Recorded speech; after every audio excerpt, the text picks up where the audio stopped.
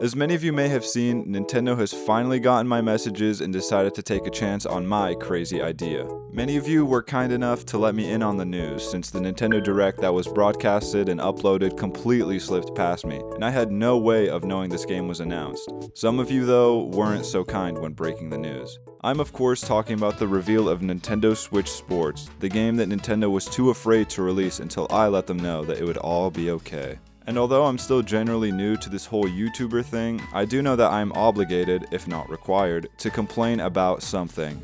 And do I have something to complain about?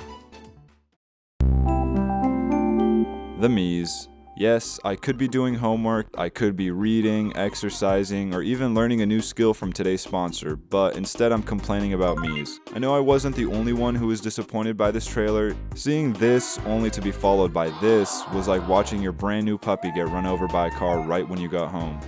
Actually, no, it was nothing like that. That sounds very traumatizing, and I'm not sure why I kept that in the script and then decided to record it and keep it in the final edit. I'm not sure what they were going for with these lifeless Cocomelon characters, but man, does it bring the game down. I know some people don't like Miis, but you have to admit that they had a charm. Avatars were huge in the 2000s, but none of them were as memorable or iconic as Miis. The Wii Sports series featured a number of recognizable Miis, many of which went on to do great things. I'm talking about my boy Matt, and my girl Julie, oh god, and my boy Ian, oh god, maybe this was a good thing. Miis are very underutilized on Switch.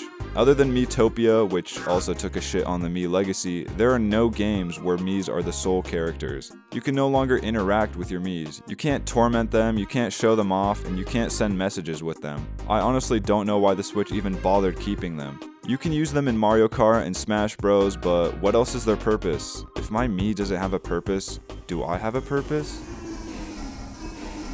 And yes, I know that you could still apparently use your Mii in Nintendo Switch Sports, but I still have to make eye contact with these waste of pixels they call characters. To be fair though, that's pretty much the only complaint I have. I was a little iffy about the location, but that issue was put to rest when I saw that it all takes place on one map. Yes, that's how easy it is to please me. I also really like the music and sound design. They were both very reminiscent of the original series, and I think it'll help keep that Wii Sports charm. The sound design does a good job of making the world feel alive, and I know the Joy-Cons will only aid in the immersion.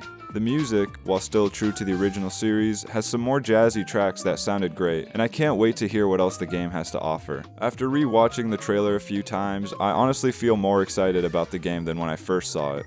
I'm telling you man, those things can't be trusted. The gameplay, music, and atmosphere all look really good. It's a little disappointing not getting a new and improved Woohoo Island, but I'm sure Cox Square or whatever will be really cool to see. It's even more disappointing that the Miis will not be at the forefront of this game, but who knows, maybe it's an option in the setting and this video will get assaulted even more than my first one. I'm also a little worried this might be the last time we see the Miis, but maybe this is actually just the beginning of the return. And now, a quick word from today's sponsor, me. I lied earlier, today's sponsor can't teach you a new skill. But since you made it this far, I wanted to show you this. Thanks again for watching and commenting on all my videos. I really appreciate it and I actually do read all of them.